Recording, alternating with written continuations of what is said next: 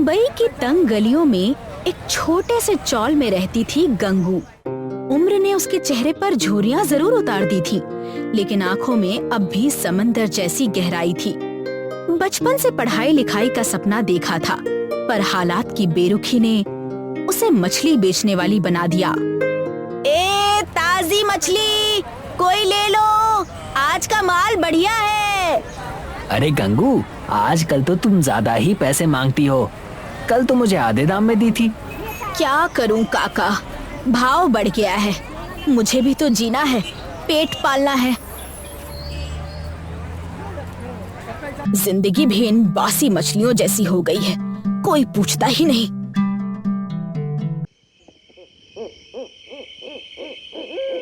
दिन ढल गया, मछलियों का आधा माल भी नहीं बिका।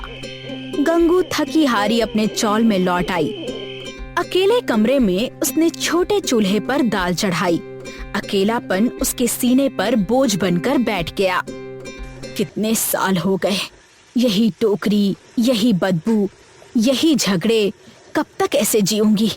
कभी तो अपना सपना जीना है। बचपन से दिल था कि मैं भी ऑटो चलाऊं, गली गली सड़क सड़क दौड़ाऊं, पैसे भी कमा लूं और लड़कों को दिखा दूं कि मैं भी कितनी डैशिंग हूँ। लेकिन जिंदगी मौका ही नहीं देती। छोड़ो।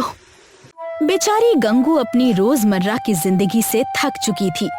उसे अपना छोटा सा सपना पूरा करना था, लेकिन अफसोस वो भी पूरा होने से रह गया। तभी मोहल्ले में हलचल मचती है।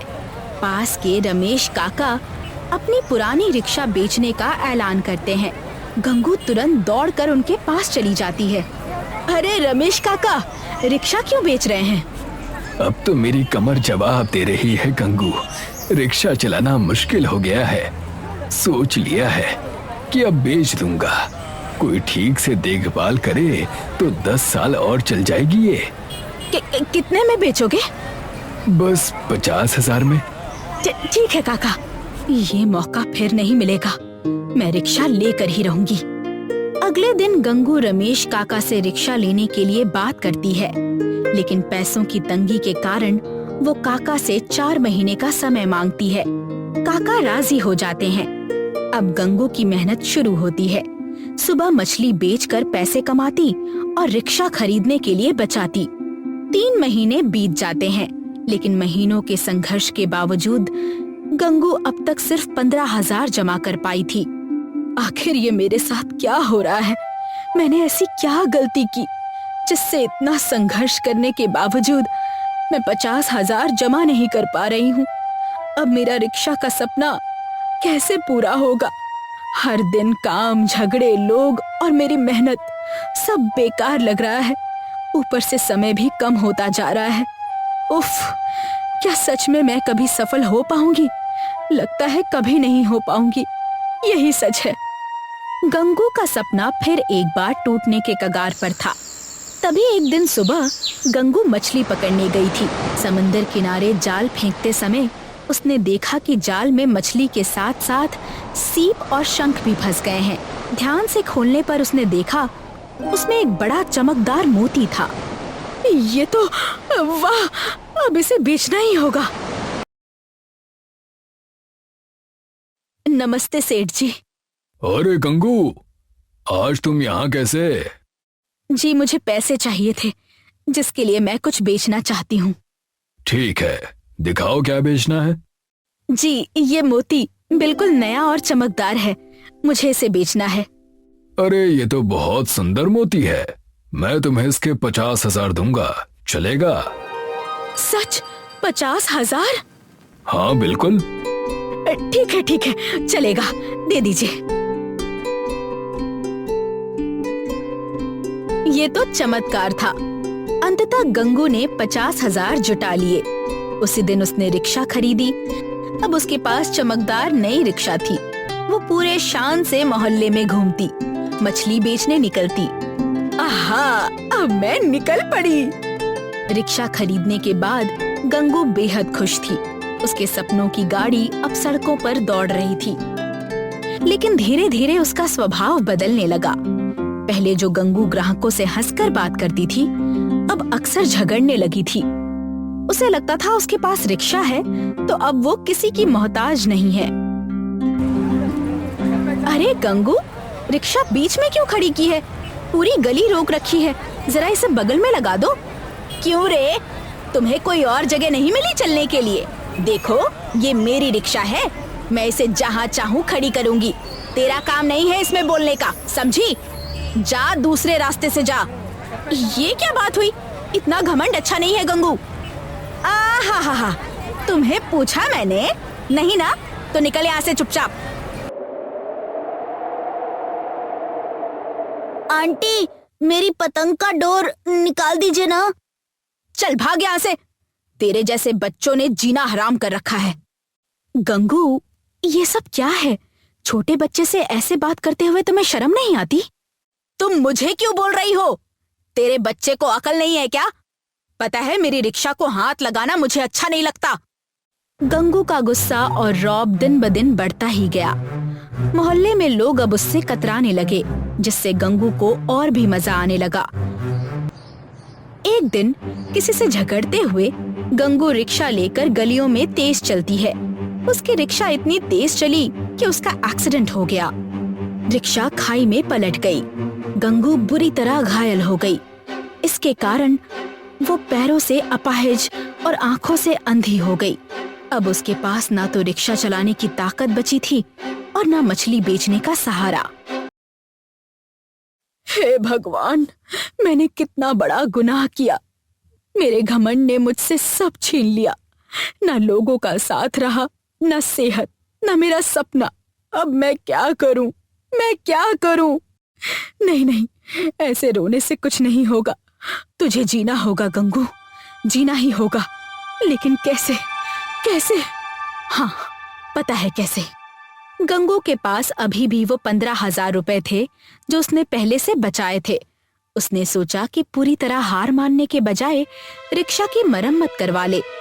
उसे एहसास था कि वो उसे खुद नहीं चला सकती, लेकिन उस पर भी उसने एक अच्छी योजना बनाई। उसने तुरंत मोहल्ले के मंगलू को घर बुलाया। मंगलू, मैं अब रिक्शा नहीं चला सकती, लेकिन तू जवान है, तू इसे चला सकता है। मैं जानती हूँ कि तुझे पढ़ाई के लिए पैसों की जरूरत है, लेकिन तेरा बेवड़ा बाप आधे पैसे अपनी मस्ती में उड़ा देता है। इसलिए तू आधा दिन इस रिक्शा को चला और जो भी कमाई हो उसका आधा मुझे दे दे, बाकी तू रख ले। इससे तेरा काम भी हो जाएगा और मेरे जीने के लिए सहारा भी मिल जाएगा। काकी सच कह रही हैं? ये रिक्शा मैं चलाऊं? अरे ये तो मेरे लिए सपना पूरे होने जैसा है। मैं तैयार हूँ काकी, मैं तैयार हूँ। आखिरकार गंगू ने जैसा सोचा था वैसा ही हुआ। अब मंगलू रोज रिक्शा चलाता। उसकी कमाई का आधा गंगू को देता और आधा अपने लिए रखता। अब गंगू ने अपने जीने का सहारा पा लिया था। वो खुद रिक्शा नहीं चला सकी, लेकिन उसने अपने सपने को मरने भी नहीं दिया। ग्रिफिथपुर नाम का एक गांव था, जहां पर अंबिका नाम की एक बूढ़ी औरत रहा करती थी। उसका एक बेटा भी था जो शहर में इंजीनियर था। हर साल 1 महीने के लिए वो अपनी माँ के साथ रहने आया करता था। एक बार ग्रिफिथपुर में प्रधान ने गांव वालों को इकट्ठा किया और उनसे कहने लगा, गांव वालों, ध्यान से सुनो। सरकार ने एक प्रतियोगिता का आयोजन किया है, जहां पर अलग अलग गांव से कुछ लोग आएंगे। कैसी प्रतियोगिता और किस चीज की प्रतियोगिता? साइकिल चलाने की प्रतियोगिता होगी, और जो भी ये प्रतियोगिता जीतेगा उसे 5 लाख रुपयों का पुरस्कार मिलेगा। क्या सच में? अगर ऐसा है तो मैं भी इसमें हिस्सा लूंगा। नहीं ले पाओगे बच्चे, क्योंकि ये प्रतियोगिता बुजुर्ग महिलाओं के लिए ही है। एक प्रतियोगिता पहले गांव में आयोजित की जाएगी, जिसमें से पहले और दूसरे स्थान पर जो आएगा वो आगे दूसरे गांव वालों के साथ 5 लाख रुपयों के लिए प्रतियोगिता में हिस्सा लेगा। साइकिल चलाने की प्रतियोगिता गांव में होने वाली थी और गांव में अंबिका का बेटा अथर्व अपनी माँ से मिलने आता है। माँ, मैं आ गया। अरे मेरा बेटा शहर से आ गया, कैसा है रे तू? थोड़ा दुबला लग रहा है। वहाँ पे खाना वगैरह ठीक से मिल रहा है क्या? नहीं माँ, मैं अच्छे से खाना वगैरह खा रहा हूँ। बस मैंने जिम जाना शुरू कर दिया है, इसीलिए थोड़ा पतला लग रहा हूँ। वैसे माँ, मैं जब आ रहा था तब मैंने सुना कि गांव में बुजुर्ग महिलाओं के लिए साइकिल की प्रतियोगिता होने वाली है। आप उसमें हिस्सा क्यों नहीं ले रही? बेटा, मैं ढंग से चल भी नहीं पाती हूँ, साइकिल तो दूर की बात है। बचपन में खूब साइकिल चलाया करती थी, मगर अब साइकिल पर बैठ भी नहीं पाती हूँ। काश मैं उस प्रतियोगिता में हिस्सा ले पाती। ये सुनकर अथर्व परेशान हो जाता है। वो मन ही मन सोचता है कि अगर मैं अपनी माँ का सपना पूरा नहीं कर सकता तो मैं किस काम का। अथर्व अपनी माँ से कहता है, माँ, आप निश्चिंत हो जाइए, मैं तब तक चैन से नहीं बैठूंगा जब तक मैं आपके लिए साइकिल ना बना लूं। अथर्व अपने घर के आंगन में साइकिल बनाना शुरू कर देता है। अंबिका गांव में होने वाले साइकिल रेस की प्रतियोगिता में नाम लिखाने प्रधान के दफ्तर में पहुंचती है, जहां पर प्रधान और उसकी पत्नी चमेली बैठी हुई थी। चमेली अंबिका को देखकर कहती है, आओ अंबिका आओ, यहाँ कैसे आना हुआ? कोई काम आ गया क्या? दरअसल मैं भी गांव में होने वाले प्रतियोगिता के लिए नाम लिखाना चाहती हूँ। ठीक है, मैं तुम्हारा भी नाम लिख देता हूँ। मगर तुम जानती हो ना कि ये धीरे चलने का रेस नहीं है, बल्कि साइकिल रेस है। अंबिका अपना नाम लिखवाकर वहाँ से चली जाती है और दूसरी ओर अथर्व लकड़ी की साइकिल बना लेता है और माँ अंबिका के पास ले जाता है। माँ, मैंने साइकिल बनाकर तैयार कर दी है, इस पर एक बार बैठकर देखिए। हाँ बेटा। अंबिका साइकिल पर बैठ तो जाती है, मगर साइकिल को आगे नहीं चला पाती है। उसके पैर में जोर से दर्द होना शुरू हो जाता है। वो साइकिल से नीचे उतर जाती है और अथर्व से कहती है, बेटा, अब मेरी उम्र हो गई है, मुझसे साइकिल नहीं चल पाएगी। मैं जाकर अपना नाम प्रतियोगिता से हटा दूंगी। तुम्हारा बहुत बहुत शुक्रिया बेटा, मगर कई बार जो सपने हम देखते हैं उनका सच होना जरूरी नहीं है। ये सुनकर अथर्व निराश हो जाता है और साइकिल को लेकर नदी के पास चला जाता है। मेरी माँ ने मुझे इतना पढ़ाया, मेरी स्कूल की फीस भरी और मैं उनके लिए कुछ नहीं कर पाया। लानत है मुझ पर, मेरा इंजीनियर बनने का कोई फायदा नहीं है। अथर्व साइकिल नदी में फेंक देता है। जैसे ही वो साइकिल नदी में डालता है, वैसे ही पानी में से एक जल परी बाहर आती है, जिसके सिर पर चोट आ जाती है। वो गुस्से में बाहर आती है। कौन है रे बुड़बक, जिसने पानी में साइकिल फेंकी? सामने आओ। मैं आपके सामने ही खड़ा हूँ, मुझे माफ कर दीजिए। काहे माफ करें हम तुमका? हम तुमको अब नहीं छोड़ने वाले हैं।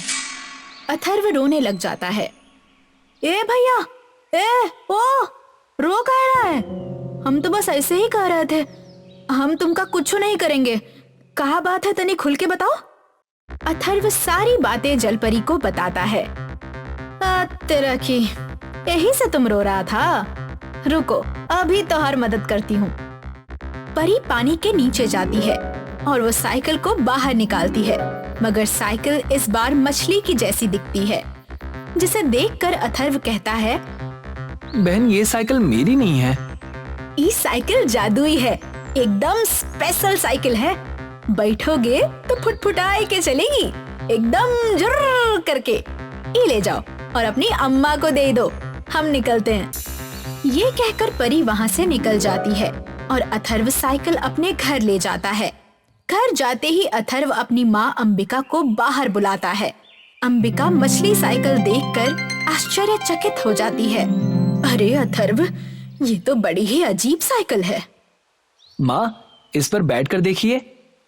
अंबिका साइकिल के पास जाकर उस पर बैठती है और वो साइकिल चलाने लगती है। साइकिल बड़ी ही तेजी से चलने लगती है।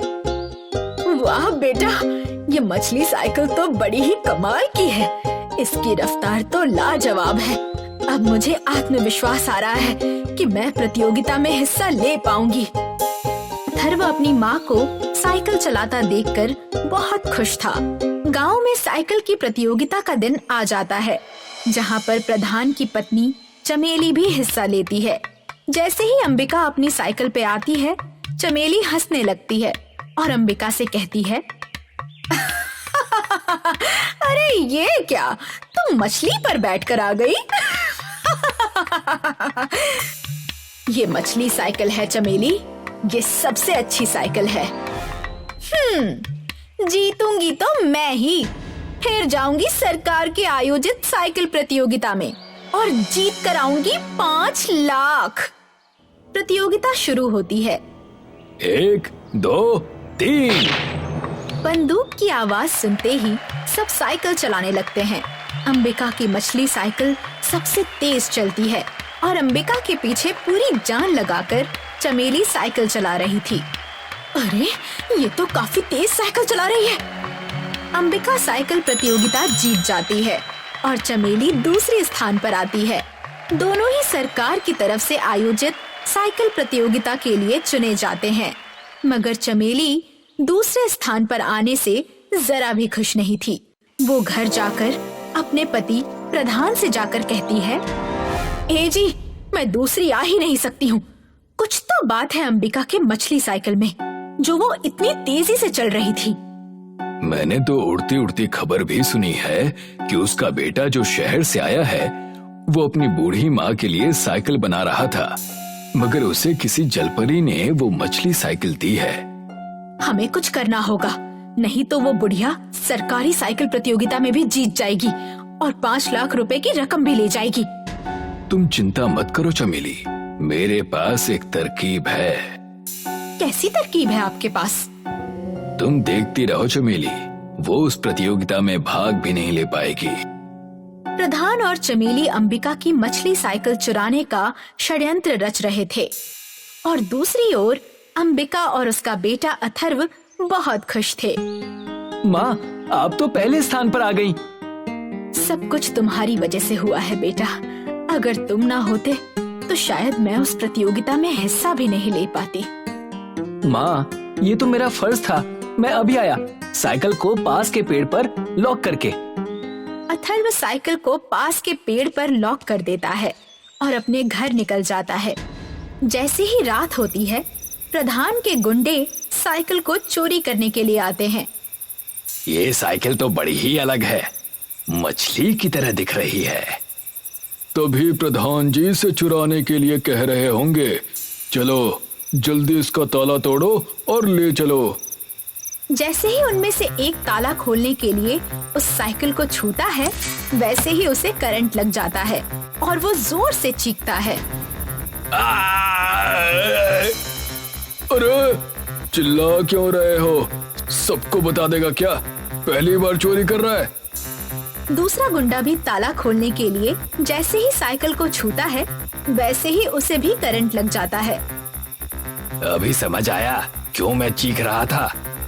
दोनों कैसे न कैसे करके वहाँ से भाग जाते हैं और सुबह होते ही प्रधान के घर जाते हैं, जहाँ प्रधान और चमेली दोनों वहीं पर होते हैं।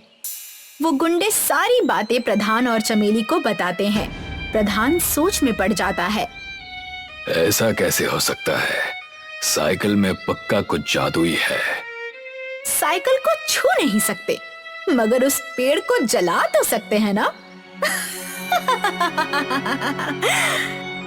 वाह चमेली वाह, तुम्हारा तो जवाब नहीं। जैसे ही रात होती है, प्रधान और चमेली अंबिका के घर के बाहर आते हैं और देखते हैं कि वो मछली साइकिल उस पेड़ से लगी हुई थी। प्रधान अपने हाथ में तेल और उसकी पत्नी के हाथ में मशाल लेकर आए थे। पति देव, इस पेड़ पर तेल डाल दो। अभी डालता हूँ। प्रधान उस पेड़ पर तेल डाल देता है। ना रहेगी बांस और ना बजेगी बांसुरी। जैसे ही चमेली पेड़ पर आग लगाने जाती है, वैसे ही वो जलपरी वहाँ आ जाती है। काहे? नहीं नहीं नहीं नहीं, काहे हरकत कर रही हो बहनी? कोनो लाज शर्म है कि ना तुम में? ए प्रधान, तुमको बड़ी चुलबुलाहट हो रही है का? अभी निकालते हैं तुम्हारा चुलबुलाहट हम। रुको। अरे जलपरी जी, आप यहाँ पर? हमें माफ कर दीजिए, हमें वो सरकार की साइकिल प्रतियोगिता जीतनी थी, मगर ये साइकिल बड़ी ही तेज चलती है, इसीलिए हमने ऐसी हरकत की। जलपरी एक मंत्र पढ़ती है और प्रधान और चमेली दोनों ही मछली में बदल जाते हैं। जलपरी दोनों मछलियों को अपने साथ ले जाती है। थोड़े दिन बाद सरकार द्वारा आयोजित साइकिल प्रतियोगिता होती है। प्रतियोगिता में अंबिका जीत जाती है और 5 लाख रुपए से वो गांव वालों की मदद करती है और गांव वाले उसे प्रधान बना देते हैं। विष्णु ने अपने समाज के बाहर शादी की थी, इसलिए उसे गांव से दूर रहने की सजा मिली थी। विष्णु अपर्णा अपनी बेटी पल्लवी के साथ खाड़ी के पास रहते थे। रोज सवेरे विष्णु मजदूरी के लिए दूसरे गांव निकल जाया करता था। रास्ते में वो पल्लवी को भी उसके स्कूल छोड़ता था। यहाँ घर में अपर्णा अकेली रहती थी। घर का सारा काम करने के बाद भी उसके पास समय रहता था, इसलिए वो खाड़ी से मछलियाँ पकड़ती थी। रोज मछलियाँ पकड़ पकड़ कर अपर्णा इस काम में माहिर हो गई थी। अब वो अपने हाथ से ही मछलियाँ पकड़ सकती थी। ये हुई ना बात, आज तो मछली फ्राई पकाऊंगी। जो भी मछली अपर्णा खाड़ी में पकड़ती थी, उसे वो घर ले जाकर साफ करके पकाया करती थी। खुशबू तो बहुत अच्छी आ रही है, उम्मीद है स्वाद भी अच्छा ही होगा। शाम को जब विष्णु और पल्लवी घर लौटते थे, तो अपर्णा उन्हें खाने के साथ साथ मछली भी देती थी। चक्कर बताओ, आज कैसी बनी है? माँ, इसमें चखना क्या है? आपने बनाई है तो अच्छी ही बनाई होगी। अच्छा, ऐसी बात है? हाँ माँ, मैं जब आपके हाथ से बनी मछली अपने दोस्तों को खिलाती हूँ ना, तो वो लोग पूरा डिब्बा चट कर जाते हैं और फिर बोलते हैं कि तेरी माँ बहुत अच्छी मछली बनाती है। अच्छी बात है। हाँ हाँ, मछली तो तुम बहुत ही अच्छी बनाती हो अपर्णा, इसमें कोई शक नहीं। मछली से याद आया, मैं सोच रही हूँ कि मैं रोज ज्यादा मछलियाँ पकड़कर उन्हें बाजार में बेचूं। इससे मुझे कुछ पैसे भी मिल जाएंगे। हाँ, बेच तो सकती हो, तुम्हें तो मछलियाँ पकड़ना भी आता है। हाँ? तो कल से ही काम की शुरुआत करती हूँ। अगले दिन अपर्णा ने कई सारी मछलियाँ पकड़ी और फिर उन्हें एक टोकरी में रखकर बाजार की तरफ चल पड़ी। ताजा ताजा मछलियाँ, आज की पकड़ी है, बिल्कुल ताजा मछलियाँ हैं। मीठे पानी की मछलियाँ हैं क्या? नहीं दीदी, खारे पानी की मछलियाँ हैं, खाड़ी की। नहीं नहीं, मुझे नहीं चाहिए। कई लोग अपर्णा के पास मछलियाँ देखने आए, लेकिन बहुत ही कम लोगों ने मछलियाँ खरीदी। ये देखकर अपर्णा निराश हो गई। कोई बात नहीं, आज का पहला दिन है, हो सकता है कि कुछ दिनों में मछलियों की बिक्री अच्छी हो। अपर्णा ने खुद को दिलासा दिया और टोकरी लेकर घर की ओर निकल गई। अगले दिन भी अपर्णा ने ताजी मछलियाँ पकड़ी और उन्हें बेचने के लिए बाजार पहुँची। मछलियाँ ले लो, ताजी ताजी मछलियाँ। आज भी वही हाल था, मछलियाँ बिक ही नहीं रही थी। ऐसा कई दिनों तक होता रहा और फिर अपर्णा पूरी तरह निराश हो गई। वो मछलियों की भरी हुई टोकरी लेकर घर पहुंची। उदास होकर उसने खाना पकाया। विष्णु जब घर लौटा तो वो समझ गया था कि उसकी पत्नी का मूड खराब है। क्या बात है अपर्णा? सोचा था कि मछलियाँ बेचकर कुछ पैसे कमा लूंगी, पर मेरी मछलियाँ तो कोई खरीदता ही नहीं। अरे, मछलियों के बदले अगर तुम अपना मछली भात बेचती तो सब खरीदते। आप भी ना मेरा मजाक उड़ा रहे हैं। अरे नहीं नहीं, मैं तुम्हारा मजाक क्यों उड़ाऊंगा? मैं सच बोल रहा हूँ।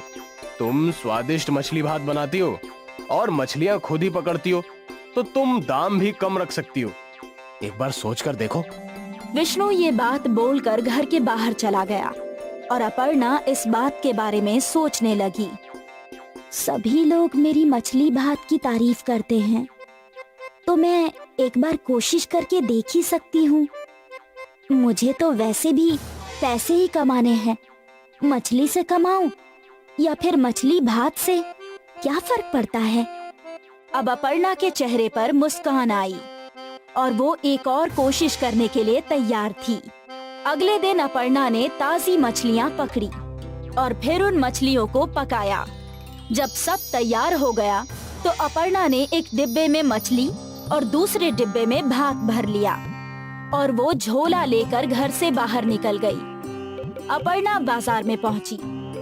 मछली भात, बस 25 रुपए में मछली भात।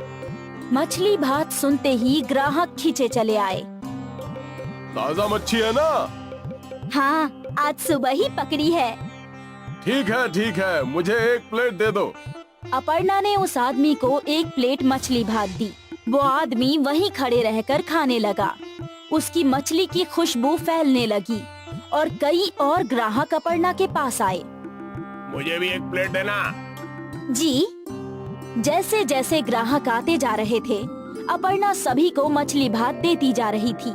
वो खुश थी। हर प्लेट के उसे 25 रुपए मिल रहे थे और थोड़ी देर में ही उसका सारा मछली भात खत्म हो गया और वो अपने घर की ओर चल पड़ी। शाम को जब विष्णु घर आया तो अपर्णा ने विष्णु के सामने जलेबी रखी। जलेबी? अरे ये किस खुशी में? तुम खाओ तो बताती हूँ।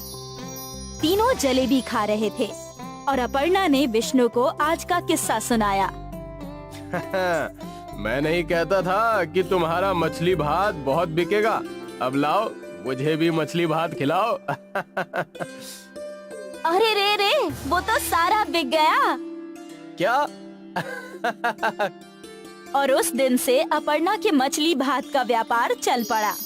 लोग इंतजार करते थे कि कब अपर्णा बाजार आएगी। अरे वो देखो, मछली भात वाली आ गई। उसके आते ही उसके आसपास भीड़ जमा हो जाया करती थी। अपने कमाए हुए पैसों से अपर्णा ने घर की मरम्मत करवाई। विष्णु भी अपर्णा का हाथ बटाता था मछली भात बनाकर बेचने में।